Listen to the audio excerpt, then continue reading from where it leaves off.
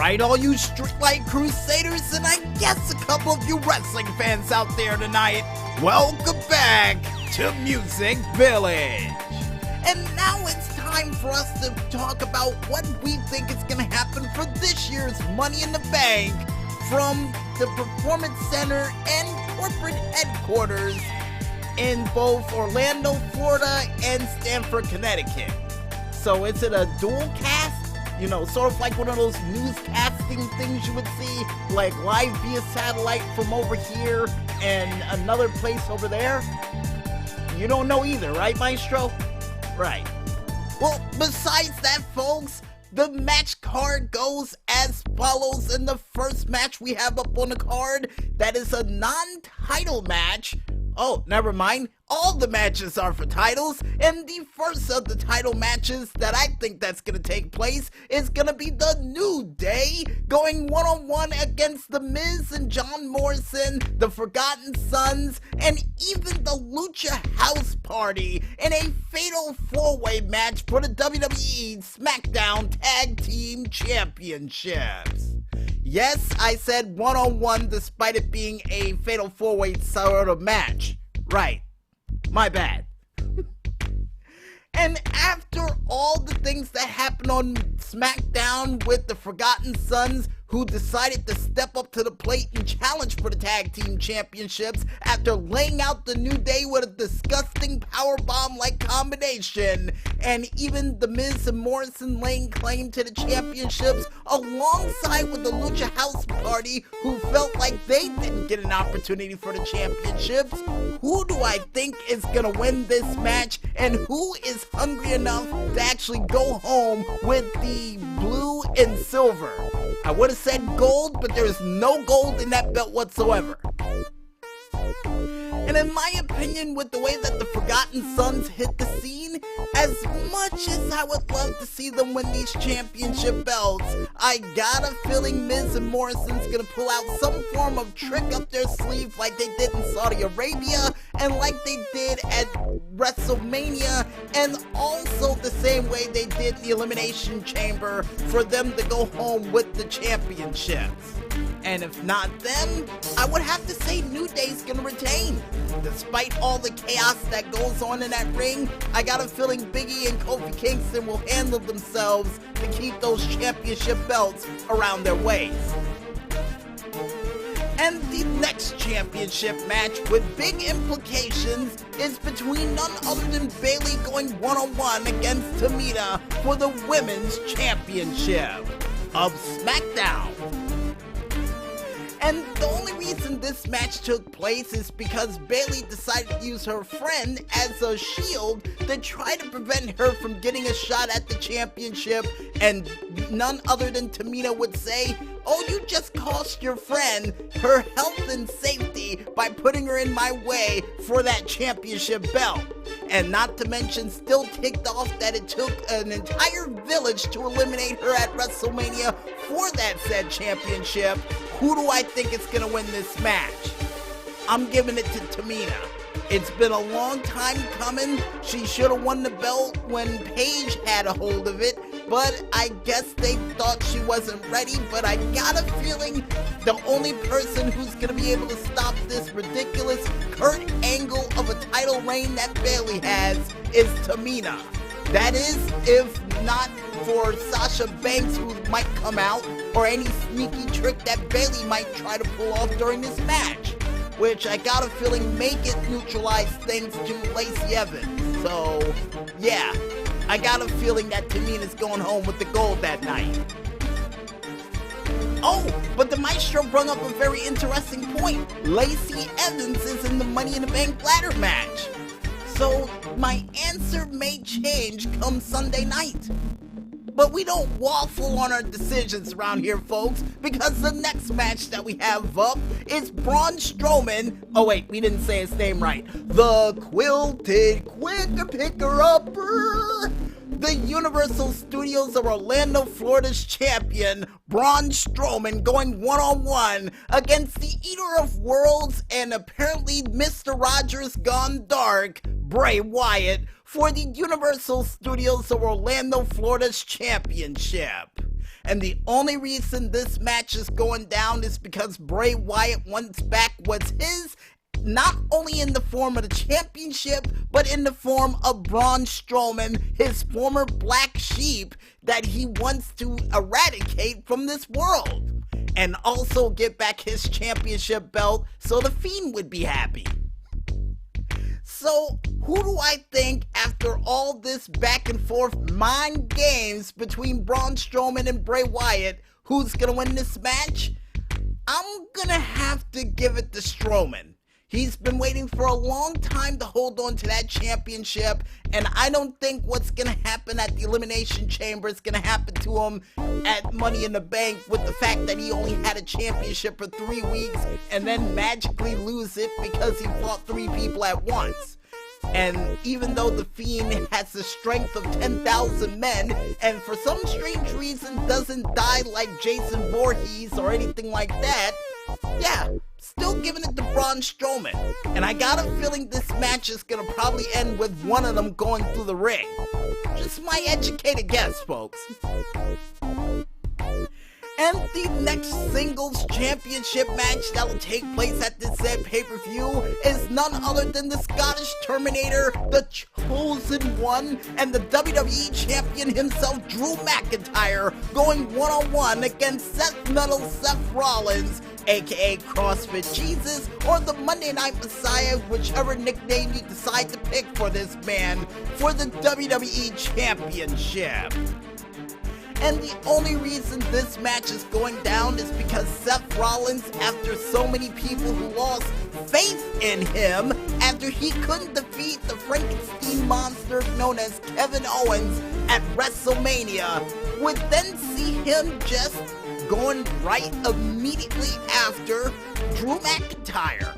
And would even get one of his followers back in the form of Murphy to try to help him get the WWE Championship, for him to say that he's doing this because this company, now more than ever with what's going on in the world, needs a leader, and Drew McIntyre is not ready to shoulder that responsibility and is not ready for what's to come with the weight of that championship belt.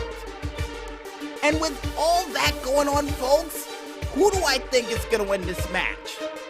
Well, in my opinion, despite Murphy being out there, and despite whatever tricks Seth Rollins got up his sleeves, the Scottish Terminator is staying your WWE Champion, mostly because of how long he's waited to get that belt around his waist, and I don't think that Seth Metal is going to be enough to stop the Scottish Terminator that night.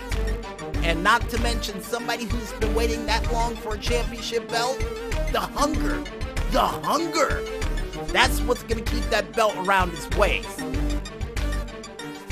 And with all those championship matches out of the way, folks, we go into the first of 2 Money in the Bank ladder matches that'll take place inside of WWE's corporate headquarters that is 10 stories high in the air, which would be for the men's side, Daniel Bryan, Rey Mysterio, Aleister Black, King Corbin, Otis, and the phenomenal AJ Styles back from the grave for the men's side of the briefcase for any sort of world championship contract that they want for the next year. And on the women's side, you have Asuka, Shayna Baszler, Nia Jax, Dana Brooks, Lacey Evans, and Carmella, all fighting for the championship contract on the women's side.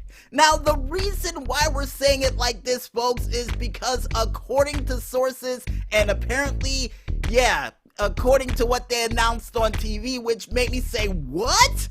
Is the fact that both of these ladder matches will be happening at the same time on the base floor of WWE headquarters, with it ending on the roof of WWE headquarters with them fighting for the contract high above WWE corporate headquarters. And how in the world is this briefcase gonna stay up?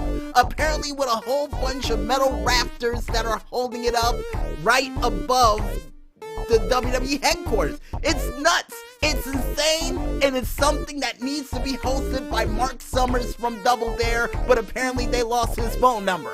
So, with both of these ladder matches happening at the same time, with Apollo Crews out due to injury thanks to Andrade Cien Almas, and with the fact that AJ Styles, who wants to win this match by any means necessary, and also willing to knock off somebody off of WWE headquarters to do so, who do I think is going to win these ladder matches? Well, first, let's start off on the men's side. By process of an elimination, and unfortunately, sorry Otis, but I have to eliminate you out of this situation, along with King Corbin, and the fact that Daniel Bryan won a Money in the Bank briefcase prior, I don't think any of these gentlemen are going to win. Now, Rey Mysterio, who has been in a Money in the Bank ladder match, has prior experience in it, unlike Aleister Black, and especially AJ Styles. But the two people who I think is going to win on the men's side is between Aleister Black and AJ Styles. AJ Styles is used to climbing high objects, if you don't remember his TNA career with all of those Elevation X matches he's been in, and even the match with Ultimate X, he's used to climbing ladders to grab something for gold or an opportunity of a lifetime. And Aleister Black, well, I got a feeling he's gonna pull off a black mask and probably kick AJ Styles off the building. Hopefully that doesn't happen in some cartoonish way that somebody falls off this building, but either way, I got a feeling it's between Aleister Black and AJ Styles to win this match. Everybody else in this match is gonna neutralize each other out. And I got a feeling with both of these ladder matches happening at the same time in corporate headquarters, that in some way, shape, or form, that Otis is going to get eliminated. And I think one of the people who might be spiteful enough to try to get rid of him during this match, who may make an appearance in the corporate headquarters, is Dolph Ziggler. I really do think that's what's going to happen. Either it's going to happen on SmackDown, or the high possibility of him just getting eliminated by, Sonya Deville, who may make an appearance during this match as well. Something is going to happen to Otis during this match to cost him. So, with the winner picked for the men's side, let's head back up to the women's. And the fact that Nia Jax has been on a tear through the entire division since she's came back, along with Shayna Baszler, who do I think is going to win this match? I'm going to go with the dark horse this time and say that none other than Dana Brooke is going to climb that ladder and grab that briefcase to make her dreams to become champion true. Seeing the fact that not only Carmella also won a Money in the Bank ladder match, and the fact that Asuka has never been in one, but the fact that Asuka's dangerous on or off the ladder, they're going to probably neutralize each other out. And who's they I'm talking about? Asuka, Shayna Baszler, and Nia Jax. They're going to neutralize each other out, leaving Lacey Evans, Carmella, and Dana Brooke to fight it out, and Dana Brooke might come out the winner. Yeah, my prediction here, folks, Dana Brooke to go home with that briefcase to achieve her dreams. But hey, who knows what's possibly going to happen inside of corporate headquarters and outside of it at the Performance Center. But I got a feeling it's going to be something extremely exciting, and especially might top last year's Money in the Bank ladder match that took place where Brock Lobster interfered. But all I know is this, folks.